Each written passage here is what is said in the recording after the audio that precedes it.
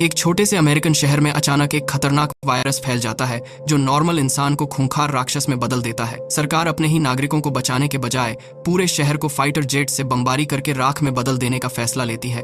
इसी तबाही के बीच एक फैमिली किसी तरह बचकर एक अंडरग्राउंड बंकर में छुप जाती है। ऊपर जमीन पर पीली चमकती आंखों वाले खौफनाक साए उन्हें ढूंढ रहे होते हैं। हर रात यही डर रहता है कि आज दरवाजा टूट गया तो कोई नहीं बचेगा।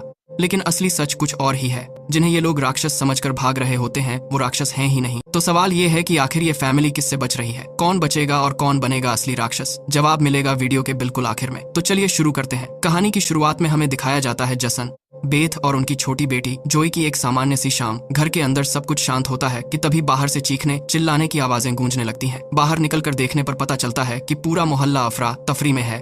हर कोई अपना घर छोड़कर भाग रहा है, मानो कोई बड़ी तबाही सिर पर आ खड़ी हुई हो। जसन आस पास के लोगों से वजह पूछने की कोशिश करता है, लेकिन हड़बड़ी में कोई जवाब देने रुकता ही नहीं। तभी उसकी नजर पड़ोस के एक छोटे लड़के पर पड़ती है जो जल्दी जल्दी अपना सामान बैग में भर रहा होता है। पूछने पर बच्चा बताता है कि उसके पापा के एक जानने वाले सरकारी अफसर ने खबर दी है कि शहर में एक ऐसा जानलेवा वायरस फैल चुका है जो साधारण इंसान को मॉन्स्टर में तब्दील कर देता है। इससे पहले कि जसन कुछ और पूछ पाता, बच्चे की मां दौड़ी हुई आती है और उसे वहां से खींच कर ले जाते हुए बस इतना कह जाती है कि अपनी बीवी बेटी को लेकर जितनी जल्दी हो सके इस शहर से दूर निकल जाओ। ये सुनते ही जसन एक पल गंवाए बिना अपनी फैमिली को गाड़ी में बिठाकर हाईवे की तरफ दौड़ा देता है। लेकिन कुछ ही देर में रास्ते में एक अजीब बात नजर आती है। जो लोग अभी शहर से बाहर भाग रहे थे वही अब उल्टे पांव वापस लौट रहे होते हैं। आगे बढ़ने पर मालूम चलता है कि शहर से बाहर जाने वाला इकलौता रास्ता पुलिस ने पूरी तरह सील कर दिया है। आसमान में हेलीकॉप्टर्स चक्कर काट रहे हैं और लाउडस्पीकर पर बार बार यही ऐलान हो रहा है कि सबको घर वापस लौट जाना चाहिए क्योंकि बाहर वायरस का खतरा है। जसन को यही एक चीज बिल्कुल समझ नहीं आती। अगर शहर में वायरस फैल चुका है तो लोगों को निकाला क्यों नहीं जा रहा, उल्टा वापस अंदर क्यों धकेला जा रहा है? अभी वो इसी सवाल में उलझा होता है कि पहाड़ के पीछे से 2 फाइटर जेट्स निकलकर पूरे शहर पर बमों की बरसात शुरू कर देते हैं। देखते ही देखते पूरा शहर आग के गोले में बदल जाता है। यही बेथ को समझ आता है कि अगर वो पुलिस की बात मानकर वापस लौट जाते तो अब तक खत्म हो चुके होते। बचने का कोई रास्ता नजर नहीं आता कि तभी बेथ की नजर पहाड़ी पर बने एक पुराने स्कूल पर पड़ती है। तीनों जान बचाते हुए उस तरफ दौड़ पड़ते हैं और ठीक बम गिरने से चंद सेकंड पहले उन्हें एक भूमिगत सुरंग मिल जाती है जिसमें वो छुप जाते हैं। ऊपर जोरदार धमाका होता है लेकिन नीचे बंकर में होने की वजह से तीनों बाल बाल बच जाते हैं।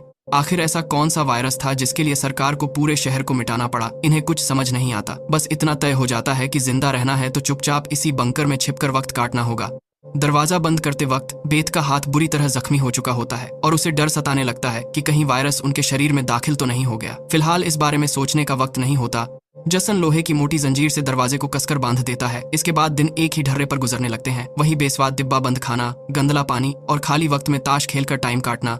बाहर की दुनिया से इनका नाता पूरी तरह टूट चुका होता है। इसी दौरान एक शाम जोई अपने पापा से मासूमियत से पूछती है कि हम यहाँ और कब तक रहेंगे। जसन के पास इसका कोई जवाब नहीं होता। वो बस इतना कह पाता है कि जिस दिन बाहर का खतरा टलेगा उस दिन हम बाहर निकलेंगे। इसी तरह दिन हफ्तों में और हफ्ते महीनों में बदल जाते हैं। इन्हें अंदाजा तक नहीं होता कि इस अंधेरी कोठरी में 300 से भी ज्यादा दिन बीत चुके हैं। एक दिन जोई अपनी माँ की बनाई घर की पेरिस्कोप से बाहर की दुनिया झांक कर देखती है और जो नजारा दिखता है वो दिल दहला देने वाला होता है। चारों तरफ सिर्फ जली हुई राख और तबाही ही तबाही, जैसे पूरी धरती जलकर खाक हो चुकी हो। बच्ची के मन में डर बैठ जाता है कि शायद अब वो और उसकी फैमिली इस दुनिया के आखिरी बचे हुए इंसान रह गए हैं। उसी रात डिनर के वक्त पता चलता है कि राशन बहुत कम बचा है। फिर भी जोई की जिद पर उसे पूरा एक डिब्बा खाने को दिया जाता है। लेकिन जैसे ही वो डिब्बा खोलती है अंदर से पूरी तरह खाली निकलता है। गौर से देखने पर पीछे एक बारीक सा छेद नजर आता है। बाकी डिब्बे चेक करने पर पता चलता है कि जरूर कोई चूहा वेंटिलेशन के रास्ते अंदर घुस आया है और खाना चुरा ले जा रहा है। अगले ही दिन वो चूहा फिर नजर आता है। गुस्से में जसन चाकू लेकर उसे मारने दौड़ता है लेकिन फुर्तीला चूहा हाथ नहीं आता और भागते भागते टेबल पर रखी लालटेन गिरा देता है। आखिरकार बेथ की फुर्ती से चूहा तो मारा जाता है लेकिन तब तक गिरी हुई लालटेन से आग सुलग चुकी होती है। आग बुझाने की कोशिश में जसन का हाथ बुरी तरह झुलस जाता है। किसी तरह मशक्कत करके दोनों आग पर काबू पा लेते हैं। लेकिन असली मुसीबत अब शुरू होती है। जलने से उठा गाढ़ा धुआं वेंटिलेशन जाली के रास्ते सीधा बाहर खुले आसमान में निकलने लगता है। यानी अब उनकी छुपी हुई लोकेशन उजागर होना तय है। पूरी रात तीनों सांस थामे बैठे रहते हैं इस उम्मीद में कि रात का अंधेरा धुएं को छुपा लेगा। लेकिन अगली सुबह पेरिस्कोप से बाहर झांकते ही उनके होश उड़ जाते हैं। बाहर धुएं का घना गुबार साफ नजर आ रहा होता है। बेथ को फौरन समझ आता है कि जहां धुआं दिखेगा वहां जली हुई राख भी जमा होगी और उसी राख की जांच से उनका ठिकाना पकड़ में आ सकता है। इसलिए तुरंत तय होता है कि बाहर जाकर वो राख साफ करनी होगी। जसन और बेथ बाहर निकलने से पहले जोई से एक वादा लेते हैं कि चाहे बाहर से कैसी भी आवाज आए, उसे किसी भी हाल में बंकर से बाहर नहीं निकलना। दोनों बाहर सफाई में जुट जाते हैं और इधर अकेली जोई इंतजार करते करते घबराने लगती है। स्टूल पर चढ़कर दूरबीन से बाहर झांकती है तो अपने माता पिता को दरवाजा छुपाते हुए देख लेती है, लेकिन तभी उसकी नजर जंगल की तरफ बढ़ती एक काली परछाई पर पड़ती है जो तेजी से उसके माता पिता की तरफ आ रही होती है। वो चिल्लाकर आगाह करने की कोशिश करती है, लेकिन दूरी इतनी ज्यादा होती है कि आवाज पहुंच ही नहीं पाती। घबराहट में अपना सारा डर भूलकर वो खुद बंकर से बाहर निकल आती है। बाहर आते ही उसे एहसास होता है कि उसके मम्मी पापा वहां से जा चुके हैं। वो जोर जोर से उन्हें पुकारने लगती है कि अचानक पीछे से किसी का हाथ आकर उसका मुंह दबा देता है। ये कोई और नहीं बल्कि खुद बेथ होती है। ठीक उसी वक्त जंगली हिरणों का एक पूरा झुंड सरपट भागते हुए वहां से गुजरता है। तीनों किसी तरह बच तो जाते हैं, लेकिन इस एक घटना ने साफ बता दिया है कि बाहर कोई बेहद खतरनाक चीज घूम रही है।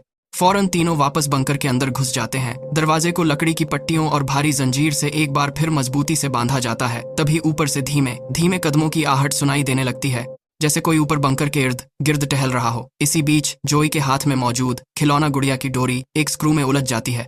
हल्का सा झटका लगते ही स्क्रू ढीला होकर निकल जाता है और गुड़िया के अंदर से अचानक तेज संगीत बजने लगता है। जसन बिजली की फुर्ती से गुड़िया तोड़कर स्पीकर बंद तो कर देता है, लेकिन तब तक देर हो चुकी होती है। ऊपर मौजूद उस साये को उनका ठिकाना पता चल चुका होता है। अगले ही पल जोरदार टक्कर की आवाज गूंजती है और भारी कदम सीधा बंकर के दरवाजे पर आकर रुक जाते हैं। वो दरवाजा खोलने की पूरी ताकत से कोशिश करने लगता है। एक एक करके जंजीर की कड़ियां टूटने लगती हैं। जसन तुरंत अंदर भागकर पानी की पाइप उखाड़ लेता है और बेथ सीढ़ी पर चढ़कर अपने पूरे शरीर के भार से चेन को खींचकर दरवाजा बंद रखने की जी तोड़ कोशिश करती है। बावजूद इसके लोहे का ढक्कन धीरे धीरे खुलने लगता है और ठीक उसी पल दरवाजे की दरार से एक काला साया झांकता है जिसकी आंखें किसी बल्ब की तरह चमक रही होती हैं। बिना एक पल गंवाए जसन पूरी ताकत से पाइप से उस पर वार करता है। वो पीछे लुढ़क जाता है और जसन फौरन पाइप को दरवाजे में अड़ाकर उसे दोबारा बंद कर देता है। तीनों वहीं सीढ़ियों के पास डर से कांपते हुए बैठ जाते हैं, क्योंकि अब उन्हें यकीन हो चुका है कि उनका ठिकाना उजागर हो चुका है और अगली बार हमला अकेले नहीं बल्कि पूरे झुंड में होगा। और ठीक वैसा ही होता है। कुछ देर बाद अलमारी थरथराने लगती है। ऊपर से सैकड़ों तेज कदमों की गूंज सुनाई देने लगती है, मानो एक पूरी फौज उनके सिर के ऊपर दौड़ रही हो। और फिर एक जबरदस्त हमला शुरू हो जाता है। मजबूत लोहे का दरवाजा चरमराकर टूट पड़ता है और उसके ऊपर एक साथ ढेर सारी चमकती आंखें नजर आने लगती हैं। तीनों दहशत में पीछे की तरफ भागते हैं, लेकिन वो साये भी उनका पीछा करते चले आते हैं। बेथ अपनी जलती हुई लैंप फेंककर बीच के पर्दे में आग लगा देती है और अलमारी को धकेलकर रास्ता रोकने की कोशिश करती है ताकि कुछ पल की मोहलत मिल सके। ठीक तभी जोई की नजर जमीन में खुलने वाले एक छोटे वेंटिलेशन शाफ्ट पर पड़ती है। जसन पूरी ताकत से उसे तोड़ता है और अपना पूरा जोर लगाकर पहले बेथ और फिर जोई को उस संकरी जगह से बाहर धकेल देता है। लेकिन जब खुद निकलने की बारी आती है तो उसका शरीर उस तंग जगह में फंस जाता है। पीछे राक्षस उसकी तरफ बढ़ रहे होते हैं। मजबूरी में वो खुद अपने कंधे की हड्डी तोड़ लेता है ताकि किसी तरह उस संकरी जगह से निकल सके। दर्द से चीखते हुए भी वो निकलने ही वाला होता है कि तभी एक विशालकाय जीव उसका पैर पकड़ लेता है। जसन को समझ आ जाता है कि अब उसका बच पाना नामुमकिन है। वो आखिरी बार बेथ की आंखों में देखकर बस इतना कहता है कि चाहे जो हो जाए जोई को कुछ नहीं होना चाहिए। और अगले ही पल वो साया उसे भीतर खींच लेता है। बेथ अपनी बेटी का हाथ थामे वहां से जान बचाकर भागती है। भागते हुए अचानक उन्हें कुछ अजीब नजर आता है। जो हाईवे कभी शहर से बाहर निकलने का रास्ता था, वहां अब एक बहुत ऊंची कंक्रीट की दीवार खड़ी कर दी गई है, यानी शहर पूरी तरह सील कर दिया गया है। तभी दूर आसमान में एक आर्मी हेलीकॉप्टर मंडराता नजर आता है। वो तेज रोशनी सीधा इन दोनों पर डालता है और अचानक ऊपर से एक भारी जाल इन पर आकर गिरता है, जिसमें बेथ और जोई बुरी तरह जकड़ जाती हैं। और यहीं पर कहानी की सबसे बड़ी सच्चाई सामने आती है। जिन पीली चमकती आंखों वाले खौफनाक राक्षसों से ये परिवार महीनों जान बचाता फिरा, वो असल में न कोई एलियन थे, न ही वायरस से बदले हुए मॉन्स्टर, बल्कि वो सिर्फ मिलिट्री के जवान थे जिन्होंने गैस मास्क और नाइट विजन गॉगल्स पहन रखे थे। वही गॉगल्स की चमक अंधेरे में इंसानी आंखों को किसी और ही दुनिया की चीज जैसा दिखा रही थी। लेकिन बड़ा सवाल ये है कि आखिर आर्मी इन मासूम लोगों की जान की दुश्मन क्यों बनी हुई थी? इसका जवाब भी जल्द मिल जाता है। असल में जब पहली बार शहर में ये वायरस फैला था, तब कई लोग बिना जाने ही इसकी चपेट में आ चुके थे। ये वायरस हवा के जरिए फैलता था और एक इंसान से दूसरे इंसान तक बेहद तेजी से पहुंच जाता था। इन्फेक्टेड लोगों को खुद भी अंदाजा नहीं होता था कि वो बीमार हो चुके हैं और सरकार के पास इस वायरस को रोकने का कोई इलाज मौजूद नहीं था। इसलिए इन्फेक्टेड लोगों को खत्म करने के अलावा उनके सामने कोई विकल्प नहीं बचा था। इसके बाद सोल्जर्स बेथ और जोई का ब्लड टेस्ट करते हैं। उन्हें पता चलता है कि दोनों के शरीर में भी वही वायरस मौजूद है। यह देखते ही सोल्जर्स तय कर लेते हैं कि अब इन दोनों को भी जिंदा नहीं छोड़ा जा सकता। बंदी बना ली गई बेथ रोकर गुहार लगाती है कि उसकी बेटी को छोड़ दिया जाए, लेकिन जब सोल्जर्स नहीं मानते तो गुस्से में उसके चेहरे पर काले निशान उभरने लगते हैं। ठीक उसी पल एक सोल्जर की गर्दन से खून का फव्वारा फूट पड़ता है। ये करिश्मा किसी और का नहीं बल्कि मौत के मुंह से वापस लौटे जसन का होता है। दरअसल बंकर के भीतर जसन मरा नहीं था, बल्कि अपने ऊपर से कंट्रोल खोकर उसने वहां मौजूद सभी सोल्जर्स को अकेले ही मार गिराया था। उसकी शारीरिक ताकत कई गुना बढ़ चुकी होती है। वो सोल्जर्स पर टूट पड़ता है, लेकिन आखिरकार बंदूकों की गोलियां झेल नहीं पाता और जमीन पर गिर जाता है। इस बीच बेथ और जोई किसी तरह जाल तोड़कर भाग निकलती हैं। बेथ खुद भी अब उसी खौफनाक रूप में बदल चुकी होती है। वो जोई को एक गाड़ी के अंदर छुपाकर खुद सोल्जर्स से भिड़ जाती है और कई सैनिकों को मार गिराती है। आखिर में एक गोली लगने से वो भी कार की छत पर लुढ़क जाती है। अंधेरे में छुपी जोई ये सारा मंजर अपनी आंखों से देख लेती है। अपने मम्मी पापा की ये हालत देखकर वो भी अपने ऊपर से काबू खो बैठती है और एक ही छलांग में एक सोल्जर पर टूट पड़ती है, उसका मास्क तोड़ देती है और उसे मारने ही वाली होती है कि ऐन वक्त पर बेथ उसे रोक लेती है। वो नहीं चाहती कि उसकी बेटी हमेशा के लिए इसी दरिंदगी में कैद होकर रह जाए। बेथ के समझाने पर धीरे धीरे जोई की नसों में उभरी हरियाली गायब होने लगती है और वो वापस एक सामान्य बच्ची में बदल जाती है। लेकिन जिस सोल्जर का मास्क टूटा था उसकी किस्मत इतनी अच्छी नहीं होती। वो भी अब धीरे धीरे उसी वायरस से इन्फेक्टेड होने लगता है। उधर जसन की हालत बेहद नाजुक हो चुकी होती है। अपनी बेटी का चेहरा आखिरी बार निहारकर वो हमेशा के लिए आंखें मूंद लेता है। तभी वहाँ एक और हेलीकॉप्टर आ पहुंचता है।